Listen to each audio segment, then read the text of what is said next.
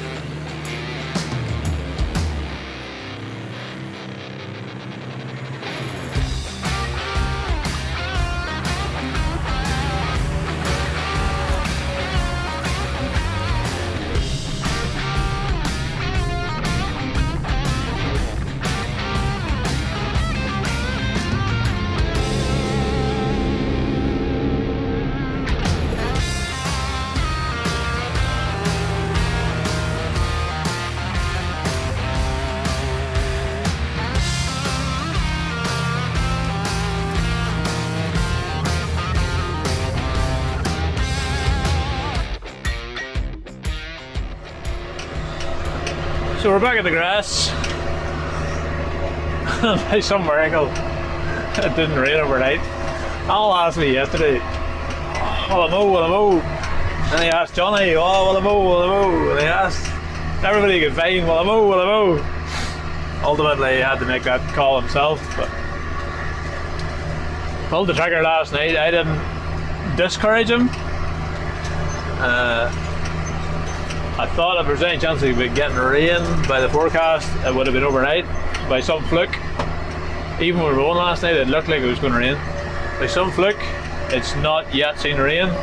The time is 2:30. They're just about to light up the harvester there.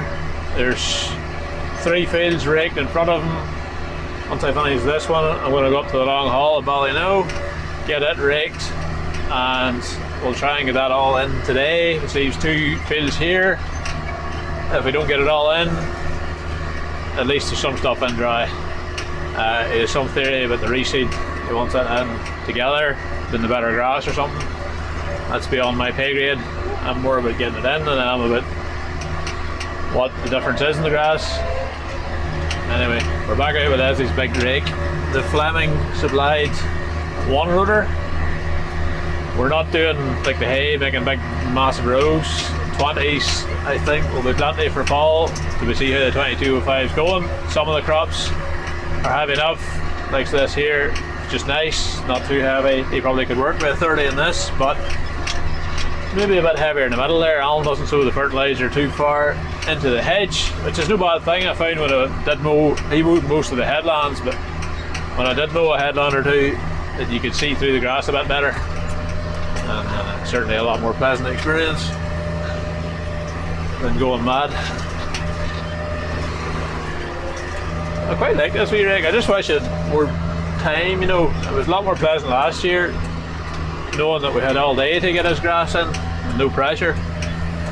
Today it's like, we should be trying to get every last minute of it, get it in the pit before it gets wet. So the headland seems to be first time round the wrong way, and then the other 2 this way. She is doing a tidy enough job there, but I find them 2 outside runs hard to distinguish them at times, like there now.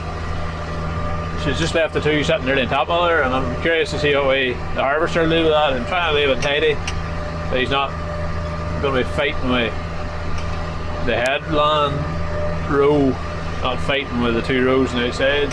It's just, you could make a mess of this if you were rash and end up having them chasing a pile of tails around the field, which is also a semi-disaster. Like there, the 2 rows will merge into one. Near enough.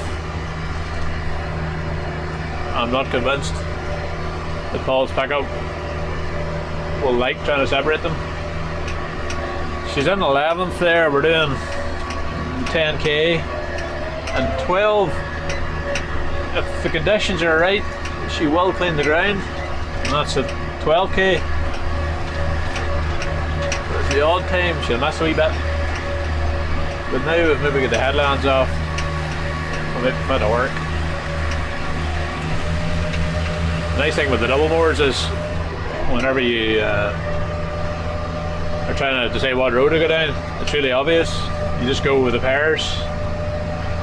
Really enjoyed working with the McCleans. I've no idea in terms of really anything to compare them to. It's a lifetime since I had a front mower on, and even when I had a front mower on, it wasn't very much mowing that I did with it on. But what I saw I liked, I have to say. She was floating lovely, cleaning the ground lovely. This field mowed by Alan, it's the one field he did mow himself completely. Everything else was docked either by me or me and him. His mower's rightly set up there too, you know. She's well enough cleaned off in here. Has strange disc and has, they were discussing this yesterday with Paul. He has 8 discs in his bed, and Paul was used to looking at 6 discs.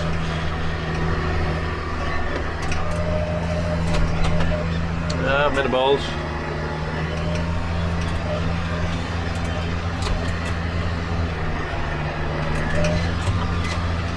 Oh, 89 points.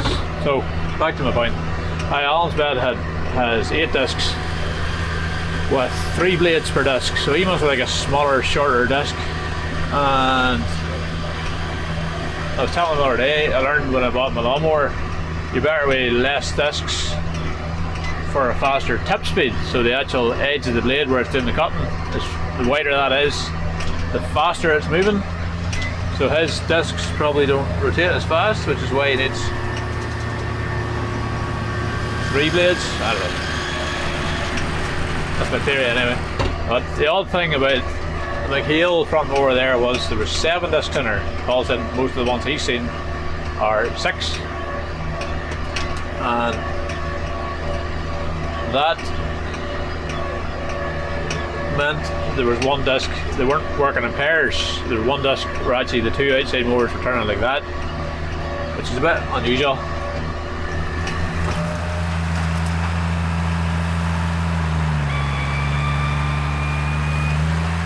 Alan got the tyres onto the Merlo at long last. So finally, I think, when did he pull? Was it May? He was thinking about making the silage in May, and he was starting to think about what does the harvester needs.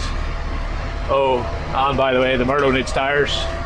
We rung JB's to look about the tyres, and the ones we wanted, the Michelins, they weren't in stock thanks to COVID, and they weren't due until the 8th of June. 8th of June came, 8th of June went, and no tyres arrived in JB's yard. And I really promised him, like, I'm happy enough to muck around with the back of a tractor. I haven't done it for years, but at the time I didn't mind it. Wouldn't mind the flashback as to what that's like. Same way the Scots do it on the back. And anyway, while we're having this debate and this conversation about will he mow or will he not, phone call. These tyres aren't, John. It's a sign. It's a sign. I arrived this morning there, call out service, fully fitted. I mean, guys fitting in the yard, they're good at their job. No messing about, no hassle. Didn't even have to screw the rims off her. Just a pleasure to watch. Well, when you use a hot, clammy old day, it's the sort of day it is threatening thunderstorms and it's getting hot like that. So we'll see what way that plays out, but the guy fitting in he knew it was a warm day. But I couldn't believe the difference in the height. Like, Alan was standing beside them and it was just like night and day. The Merlo will be faster on the road, no questions asked. Bigger rolling radius. Better see what way she climbs. Tommy wasn't so sure it was such a good idea. He thought maybe she would do as good a job claiming she'll just dig more holes now. But it's bound to be an improvement now. I think it has to be.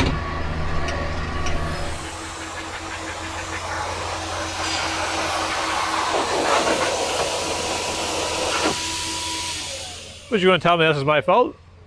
No, well, give me a minute to think why. No, this fan was, the radiator's blocked up with that much grass on it. Yes. Stuff's just too good, Alan. I just cannot flaming annoyed with it, and this camera in my face isn't helping. And Paul hasn't fixed my flaming air compressor. I've lost my nozzle off this, so it doesn't give that much force. Would you like a wee relaxing spin in the 7/8, and I'll push up a couple of loads and settle you? The flip would I want to sit in that old thing for? She's reading on the gauge alright, like this time. She's warm. Every good machine has its weak spot somewhere, so when you fix one problem, you tend to find another. Wonder what it'll be after he sorts the radiator out.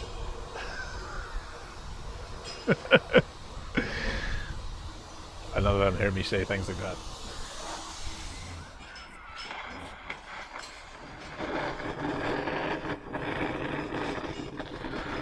I'm always skeptical of oil radiators. Oh, lovely brown stuff there, Alan. That heat coming out of that. And I was away and I think it was an old case tractor I had up at Ballino. He opened the radiator, steam all up the chest, and I think he was in bed for 3 days because I was only a wee nipper and I had to feed the cows and that. If he'd have been here right now, I'd have been straight on with the hand. I'd have forgot about that, but I would have served him right anyway. I have no sympathy for that kind of stuff anymore with him. If he wants to be rash, he can suffer the consequences. I just wouldn't fancy putting cold water straight into that.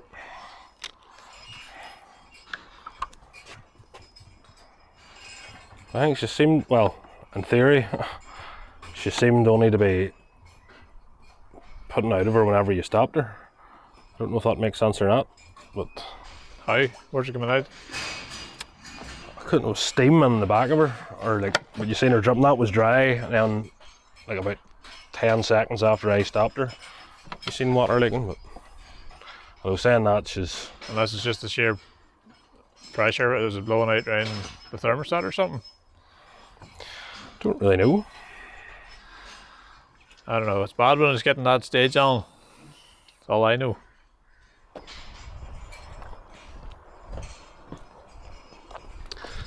I'm not really in the mood to have a camera on me today, John.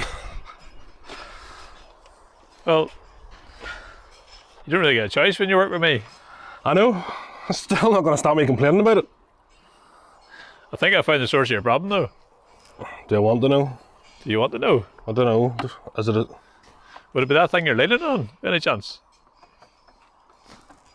All the exterior stuff's just going down in there and filling up like a round bale. Wouldn't be helping the thing. I wish you'd been over sooner to see how much you pulled out of her. I'll have it on the phone. I'll send you the footage and go on the blog. See, I was thinking about you, John. I have him well trained now, like, to be fair. You weren't thinking like that the first day you started with us. No, hadn't a clue what I was doing.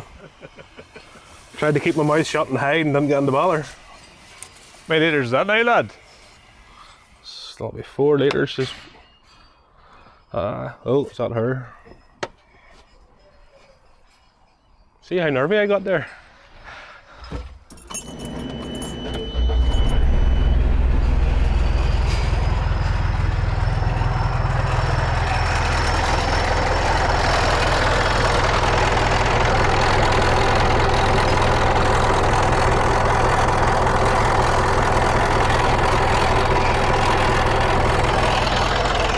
I think we'll just work on with her and keep an eye on her, keep her thing clean if it blocks up again. But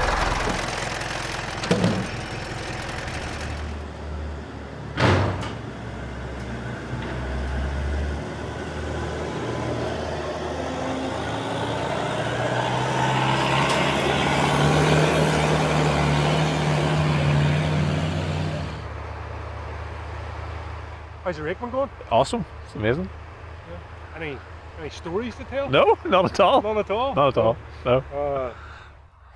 A birdie told me that something happened, and No, nothing happened at all. There's nothing to see here. so if I phoned your dad and asked your dad what happened, He doesn't know either.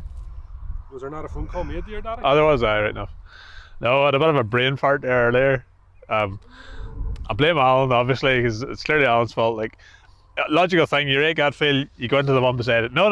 The grass is different in Ballyno. We need that to come into the pit before that field comes into the pit. So, off to Ballyno I set sail. All the tyne arms off, guards up, into the field, guard down, tynes on.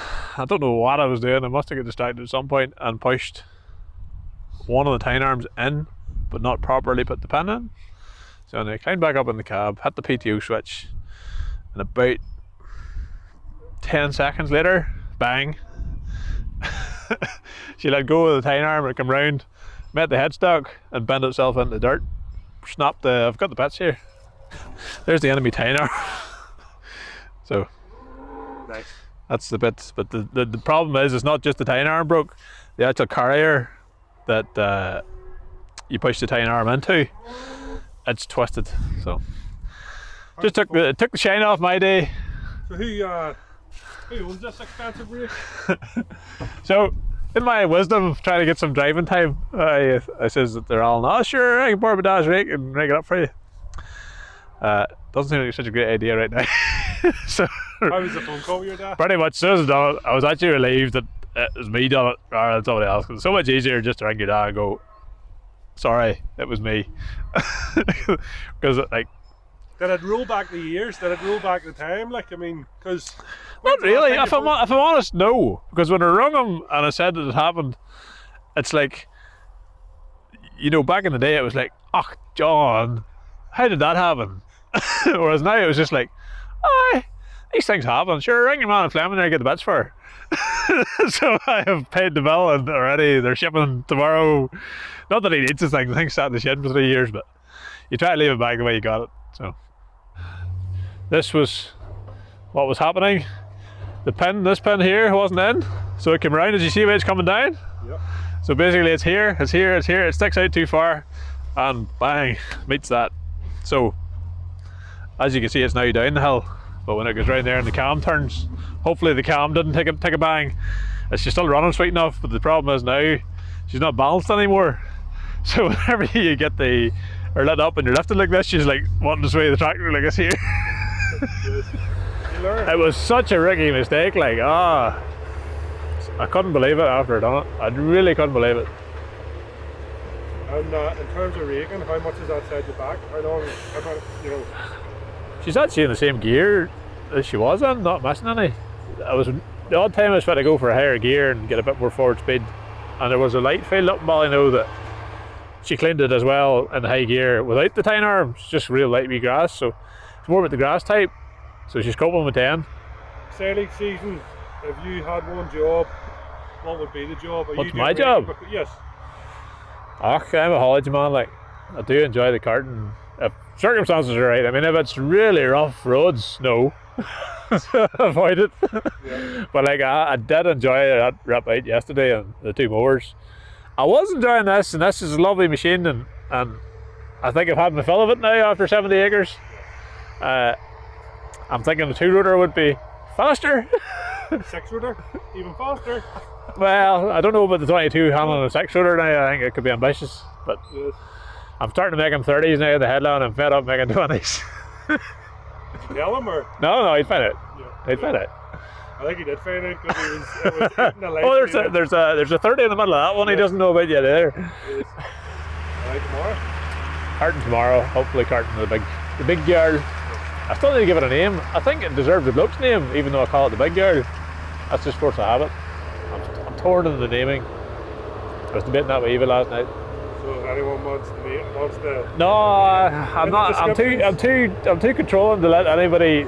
I'll take suggestions. I won't promise I'll pick your name, but I'll take suggestions in the comments as to what name I should give the tractor.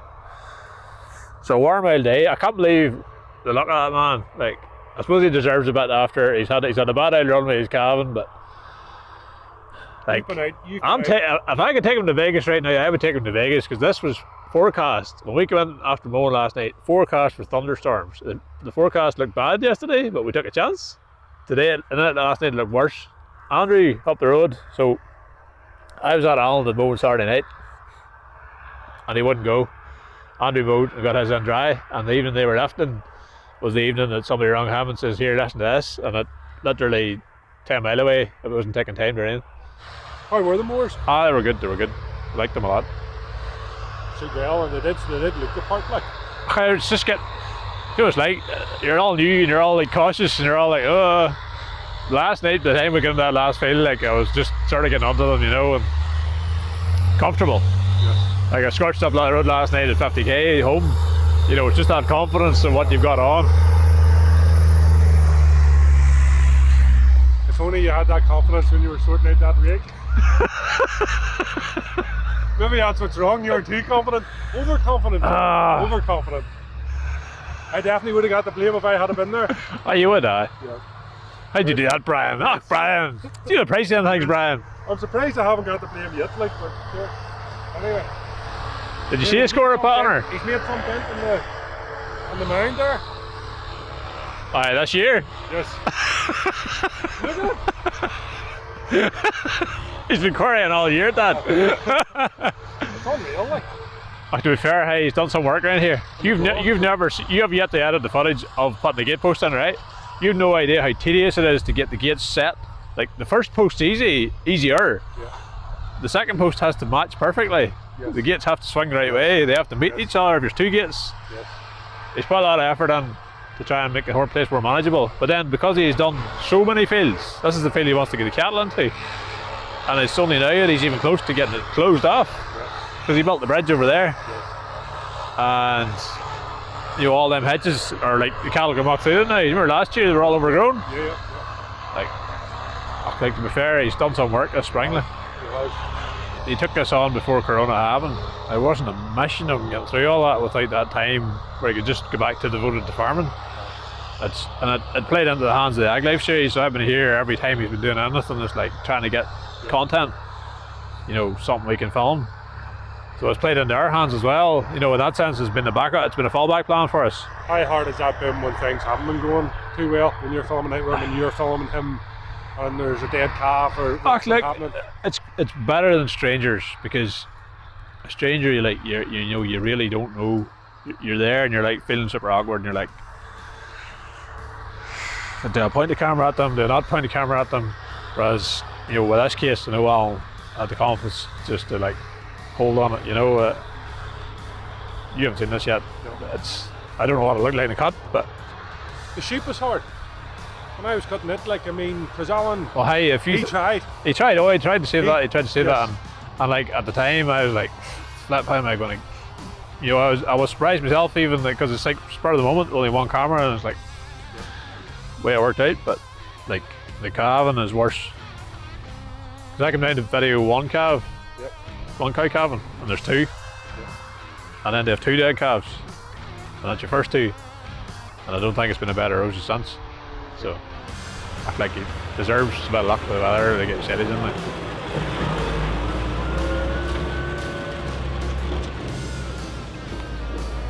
Keep her lit. I'll try not to bend any more tine arms or we'll run out. Daddy, you said you'll buy me a new rake. I just buy me a new rake, John.